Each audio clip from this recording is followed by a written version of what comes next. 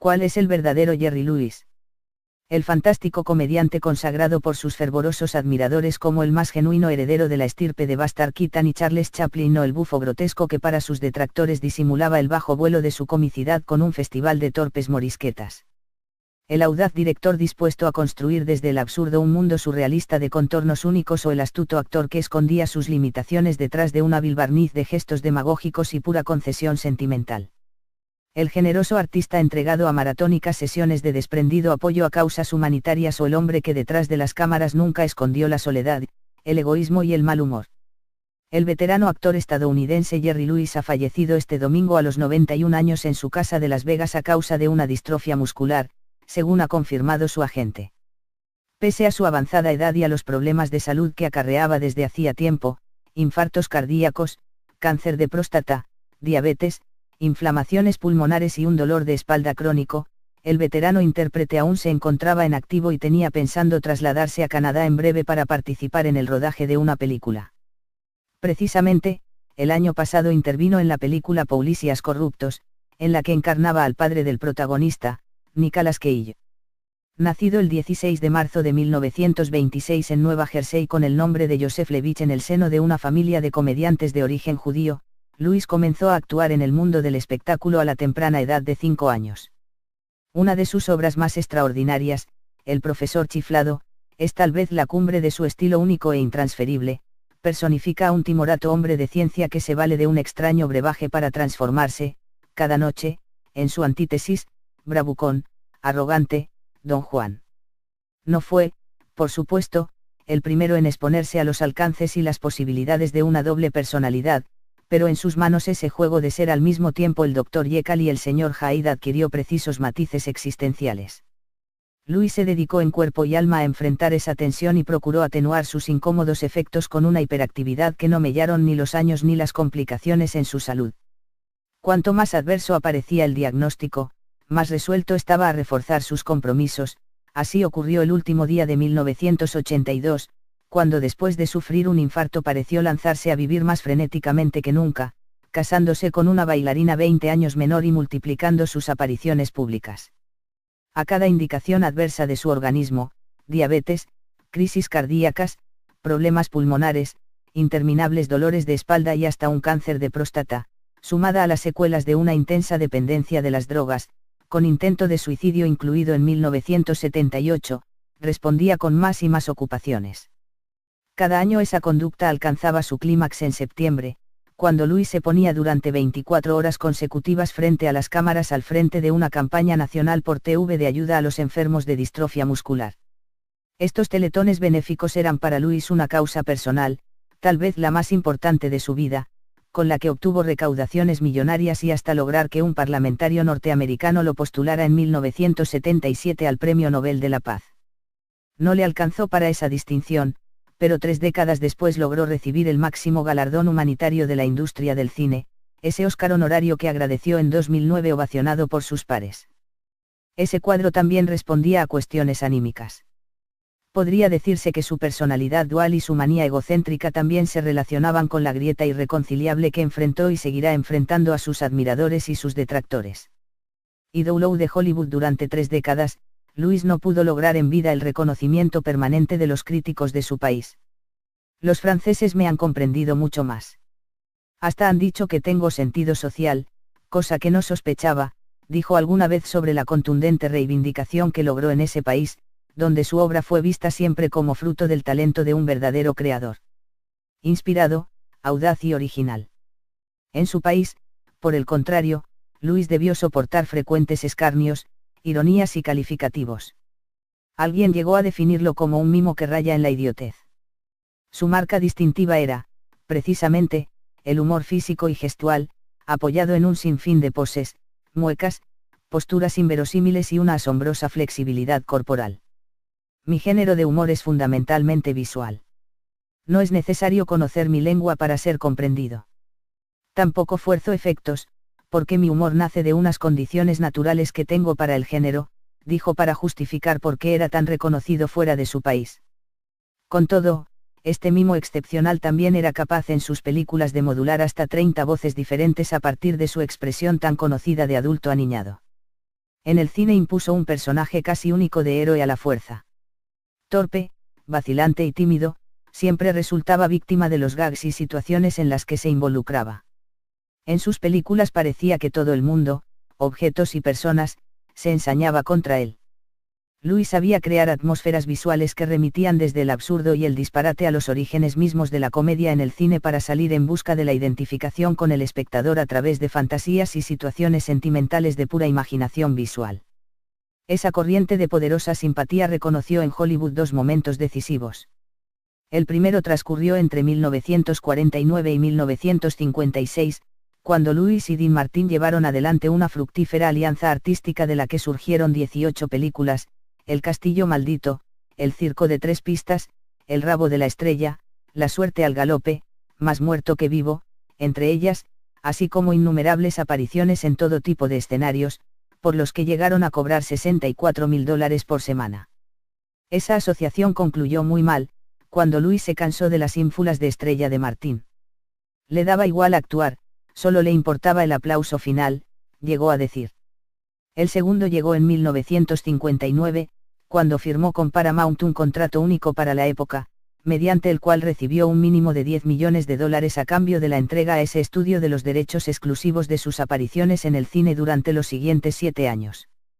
Fue en ese momento cuando llevó a la cumbre el estilo por el que será recordado, mezcla de su propia inspiración y de la influencia del genial director Frank Taslim, que había dirigido algunas de sus películas con Martin, Artistas y modelos, Entre la espada y la pared, y luego acompañó a Louis en los comienzos de su gran aventura solista. De esa alianza nacieron títulos como El papá soy yo, Tú, Mi conejo y yo, y las geniales Iréis una vez un ceniciento, ¿Qué me importa el dinero?, Un loco con suerte y El matasanos. Taslim fue quien mejor entendió a Louis porque hablaba el mismo idioma. Esas películas son muestras antológicas de su realismo y el más perfecto humor visual. Fue una década excepcional para Louis, la mejor de su carrera. Prolífico y creativo como nunca, entre 1958 y 1970 alternó sus películas junto a Taslim con varios títulos en los que hizo de todo, guionista, productor, director y protagonista. Algunas de ellas, su ópera prima El botones, El terror de las chicas, El profesor chiflado, El ingenuo, Las joyas de la familia, Donde está el enemigo, son obras maestras absolutas. Esa voluntad tan abarcadora lo llevó a veces a cometer desbordes, sobre todo cuando trabajaba con otros directores de menor vuelo, y de a poco las talentosas muestras de una personalidad humorística única se empezaron a mezclar con tentaciones concesivas y algunos excesos vulgares que casi hunden su carrera en la década siguiente. De hecho, durante los años 70 estuvo voluntariamente alejado del cine, desde que vio en California que Donde está el enemigo, se exhibía junto a un film erótico. Durante 20 años mis padres enviaron a sus hijos a ver mis películas porque eran garantía de entretenimiento sano. Ahora, la industria mezcla mis películas con porquerías y no quiero ser cómplice, reconoció con tristeza. Ese desconsuelo tuvo su revancha en 1976, cuando a instancias de Frank Sinatra se reencontró en vivo y frente a las cámaras de TV con Dean Martin después de 20 años, durante una de sus maratones televisivas. Ese mismo año volvió al cine de la mano de Martin Scorsese en la extraordinaria El rey de la comedia, donde interpretó un papel dramático y amargo que para algunos exhibía puntos visibles de contacto con su propia vida. En un giro brillante, Robert De Niro era su contrafigura cómica. Años después seguiría esa línea en Sueños de Arizona, a las órdenes de Emir Kusturica. Su última etapa como director y actor comenzó con dos grandes títulos de los años 80. La brillante Trabajando duro, un gran tributo a Chaplin, y Más loco que un plumero. Sufrió un golpe anímico y económico muy fuerte en esos años cuando su esposa Patty le pidió el divorcio luego de 35 años de matrimonio y 6 hijos, uno de los cuales murió por sobredosis en 2009. Obligado a presentarse en convocatoria de acreedores, debió aceptar compromisos poco dignos como el par de olvidables títulos rodados en Francia, Agárrame si puedes, A Jerry le falta un tornillo, indignos de la admiración que Louis siempre despertó allí. Fueron los críticos franceses los que me mantuvieron vivo durante 50 años, llegó a decir una vez. De allí en más, Louis se mantuvo fiel a su identidad de artista infatigable, con presentaciones constantes en casinos y hoteles de Estados Unidos, Europa y Oceanía, además de la infaltable presencia anual en las maratones benéficas. También volvió al cine esporádicamente, con algún auto-homenaje, Fanny Bones, y la lacrimógena Max Rose, con la cual soñó en vano con alguna nominación al Oscar. Para entender todo lo que hizo, nada mejor que descubrirlo en el magnífico documental Method of Madness of Jerry Lewis, 2011, de Greg Barson. Allí vemos cómo Lewis y Martin paraban el tránsito en Nueva York durante sus actuaciones en vivo en los años 50. Había entre 10.000 y 20.000 fans aguardando que desde lo alto de algún edificio de Broadway se lanzaran miles de fotos autografiadas por el dúo. También nos enteramos que Lewis fue un innovador detrás de las cámaras. Inventó el Video Assist, una cámara que va registrando todo lo filmado durante el rodaje y lo reproduce en una pantalla instalada dentro del set, como ayuda y referencia para el director. Al final de su larga vida, el hombre que nació como Joseph Levitch, el 26 de marzo de 1926, volvía a las fuentes. Aún rodeado de lujo y sofisticación, nunca olvidó aquellos tiempos de infancia en que acompañaba a sus padres, actores de la legua, recorriendo en los tiempos de la Gran Depresión pequeñas localidades castigadas por la crisis y actuando por lo general para la gente más pobre de cada lugar. Los chicos, especialmente, tenían debilidad por esa figura flaca y ágil, capaz de la más increíble gesticulación, la mueca más inesperada, la inflexión vocal más sorprendente. En el fondo y en esencia, por encima de cualquier caracterización, Jerry Lewis fue ante todo el más grande de todos los payasos. En 1979, invitado por un grupo de clowns y maquilladores, actuó durante 2 horas de incógnito en un circo de San Francisco. Al revelar el episodio, dijo: "Nadie me reconoció. Sentirme uno más fue el mejor de los premios". Considerado uno de los grandes y más personales actores de comedia de los años 50 y 60, Lewis formó un recordado dúo con el cantante Dean Martin, tanto en clubs nocturnos como en televisión y en cine, donde realizaron 17 películas juntos, entre ellas My Friend Irma, 1949, o Loco por Anita, 1956. Dino encarnaba al ligón atractivo que conquistaba a las chicas y Jerry era el torpe alelado pero tierno. Los dos llevaban las situaciones a extremos maníacos y absurdos, lo que impactó fuertemente en un segmento importante del público, aunque es cierto que no a todos les agradó este tipo de comedias. Ambos se separaron como pareja artística de forma abrupta en 1956, aunque cuentan que 20 años después fue el propio Frank Sinatra quien volvió a unir a los antiguos amigos. La ruptura alentó a Jerry a entregarse aún más en cuerpo y alma al mundo del cine, ya que amplió su faceta de actor con la de productor, guionista y director.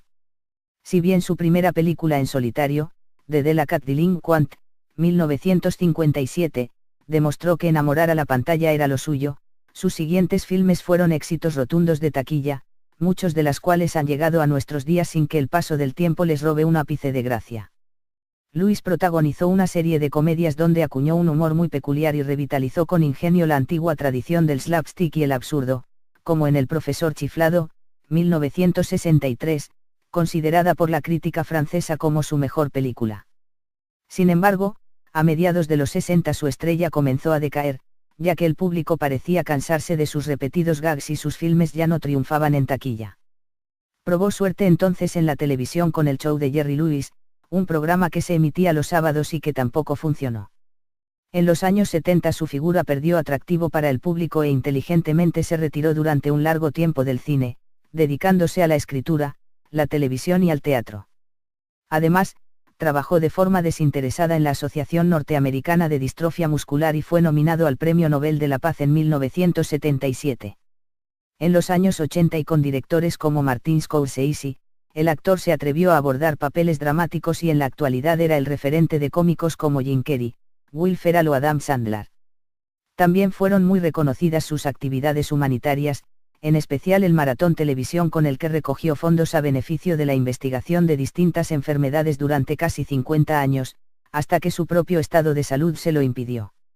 Entre sus premios artísticos destacan el Premio Humanitario Jean Hersholt y el Caballero de la Legión de Honor francesa. A nivel sentimental, Lewis se casó en 2 ocasiones, con Patty Palmer, 1944 a 1980, con la que tuvo 5 hijos y otro adoptado, y en 1983 contrajo matrimonio con Sandy Pitnick, con la que adoptó una niña. Su humor, si bien reconoce raíces en el dúo de Abbott y Costello, era especial y diferente a lo visto hasta entonces. Los dos llevaban las situaciones a extremos maníacos y absurdos, lo que impactó fuertemente en un segmento importante del público, aunque es cierto que no a todos les agradó este tipo de comedias. Su debut lo hicieron en 1949 de la mano del productor Al Wallis, en la película My Friend Irma. A esta película siguió una secuela, y otras varias durante los siguientes 6 años, en los que Louis y Martin permanecieron juntos. Si bien es cierto que hubo un grado de amistad entre Martin y Louis, Martin usaba a Louis para escalar dentro del ambiente hollywoodense y mientras el ego de Louis iba creciendo debido a que Martin no podía robar cámara a Louis, la ruptura era cada vez más inminente, hasta que se separaron abruptamente en 1956. Solo 20 años después y gracias a la intervención de Frank Sinatra, el dúo haría las paces en el teletón de Jerry Lewis. En esta intervención, se donó más de $1 millón, gracias al cantante Frank Sinatra, a la asociación de Jonas Bear. Lewis probó en televisión, donde se emitió un show de 2 horas los sábados por la noche. También aquí el ego de Lewis resultó negativo, de forma que el programa fracasó y tuvo que ser retirado de la programación. Lewis hizo una película más en 1970, pero después se retiró del cine durante 10 años. Durante ese tiempo apareció en un programa de televisión que duró 2 años y en espectáculos en directo, entre ellos en Las Vegas. Sin embargo, lo que cosechó mayor popularidad fue su trabajo desinteresado por la Asociación Norteamericana de Distrofia Muscular. En 1980 volvió al cine. Intervino en varias películas, algunas más serias que de costumbre, y con directores y actores protagonistas importantes, como Martin Scorsese y Robert De Niro. Ello le llevó a actuar también en películas de televisión, y a convertirse nuevamente en un actor solicitado. En 1991, debutó incluso en Broadway, en la reedición de la obra Damn Yankees, en la que interpretó al diablo, papel por el que cosechó un éxito notable. Con los años, Lewis ha sido reivindicado por parte de la crítica, la que no puede soslayar que el cómico ha sido el referente de exitosos comediantes contemporáneos, como Jim Carrey, Adam Sandler o Will Ferrell, en tanto precursor del gag físico y desmesurado, creador de sus propias rutinas y hacedor de un estilo visual a veces sutil y otras sobreexpresivo. Lewis se casó 2 veces, la primera en 1944. Después de 38 años, el matrimonio se disolvió. Con su primera esposa, tuvo 5 hijos, y adoptaron uno más. De esa familia, su hijo Gary resalta porque durante la mitad de la década de 1960 tuvo una serie de éxitos importantes en el hit parade con el grupo Gary Lewis y The Playboys. Se volvió a casar en 1983, y adoptó entonces una hija. El primer teletón de Jerry Lewis fue en 1966, a beneficio de la Asociación de la Distrofia Muscular, MDA, el Día del Trabajo. Jerry Lewis es considerado el padre de la Teletón. Fue un evento televisado por un canal de televisión de Nueva York, y recaudó más de $1 millón. Con los años, creció sostenidamente, y en años 1970 ya participaban 65 estaciones en todo el país. Hoy en día, la maratón televisiva de recaudación de fondos dura 21,5 horas y reúne a 200 estaciones de MDA Love Network. Se ha transformado en una tradición en el Día del Trabajo para 60 millones de televidentes estadounidenses. Sin embargo, con el correr de los años y el deterioro de su estado de salud, Lewis solo podría presentar los bloques de apertura y cierre del evento dejando el resto para otros presentadores invitados. El 16 de mayo del 2011 anunció públicamente que la siguiente edición del MDA Teletón, a realizarse el 4 de septiembre, sería la última, después de 46 años. Sería una emisión excepcional de 6 horas en vez de las 21 horas y 30 minutos de todos los años anteriores. La leyenda de la comedia y una de las últimas caras del Hollywood clásico, ha fallecido a los 91 años en su casa de Las Vegas, según ha confirmado su representante. El actor ha muerto por causas naturales y rodeado de su familia a las 9:15 de la mañana, hora de Las Vegas. Descanse en paz. ¿Cuál es el verdadero Jerry Lewis? El fantástico comediante consagrado por sus fervorosos admiradores como el más genuino heredero de la estirpe de Buster Keaton y Charles Chaplin, o el bufo grotesco que para sus detractores disimulaba el bajo vuelo de su comicidad con un festival de torpes morisquetas. El audaz director dispuesto a construir desde el absurdo un mundo surrealista de contornos únicos, o el astuto actor que escondía sus limitaciones detrás de un hábil barniz de gestos demagógicos y pura concesión sentimental. El generoso artista entregado a maratónicas sesiones de desprendido apoyo a causas humanitarias, o el hombre que detrás de las cámaras nunca escondió la soledad, el egoísmo y el mal humor. Hoy se nos ha ido uno de los grandes de Hollywood. Descanse en paz. Nicolas Cage. Nacido el 16 de marzo de 1926 en Nueva Jersey con el nombre de Joseph Levitch en el seno de una familia de comediantes de origen judío, Louis comenzó a actuar en el mundo del espectáculo a la temprana edad de 5 años. Una de sus obras más extraordinarias, El profesor chiflado, es tal vez la cumbre de su estilo único e intransferible. Personifica a un timorato hombre de ciencia que se vale de un extraño brebaje para transformarse, cada noche, en su antítesis, bravucón, arrogante, Don Juan. No fue, por supuesto, el primero en exponerse a los alcances y las posibilidades de una doble. ¿Cuál es el verdadero Jerry Lewis? El fantástico comediante consagrado por sus fervorosos admiradores como el más genuino heredero de la estirpe de Buster Keaton y Charles Chaplin, o el bufo grotesco que para sus detractores disimulaba el bajo vuelo de su comicidad con un festival de torpes morisquetas. El audaz director dispuesto a construir desde el absurdo un mundo surrealista de contornos únicos, o el astuto actor que escondía sus limitaciones detrás de un hábil barniz de gestos demagógicos y pura concesión sentimental. El generoso artista entregado a maratónicas sesiones de desprendido apoyo a causas humanitarias, o el hombre que detrás de las cámaras nunca escondió la soledad, el egoísmo y el mal humor. El veterano actor estadounidense Jerry Lewis ha fallecido este domingo a los 91 años en su casa de Las Vegas a causa de una distrofia muscular, según ha confirmado su agente. Pese a su avanzada edad y a los problemas de salud que acarreaba desde hacía tiempo, infartos cardíacos, cáncer de próstata, diabetes, inflamaciones pulmonares y un dolor de espalda crónico, el veterano intérprete aún se encontraba en activo y tenía pensando trasladarse a Canadá en breve para participar en el rodaje de una película.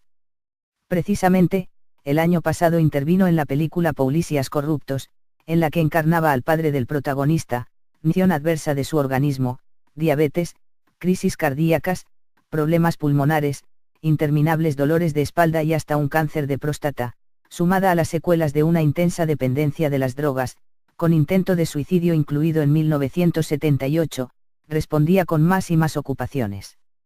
Cada año esa conducta alcanzaba su clímax en septiembre, cuando Louis se ponía durante 24 horas consecutivas frente a las cámaras al frente de una campaña nacional por TV de ayuda a los enfermos de distrofia muscular. Estos teletones benéficos eran para Louis una causa personal, tal vez la más importante de su vida, de personalidad, pero en sus manos ese juego de ser al mismo tiempo el Dr. Jekyll y el Sr. Hyde adquirió precisos matices existenciales. Louis se dedicó en cuerpo y alma a enfrentar esa tensión y procuró atenuar sus incómodos efectos con una hiperactividad que no mellaron ni los años ni las complicaciones en su salud. Cuanto más adverso aparecía el diagnóstico, más resuelto estaba a reforzar sus compromisos. Así ocurrió el último día de 1982, cuando después de sufrir un infarto pareció lanzarse a vivir más frenéticamente que nunca, casándose con una bailarina 20 años menor y multiplicando sus apariciones públicas. A cada indicación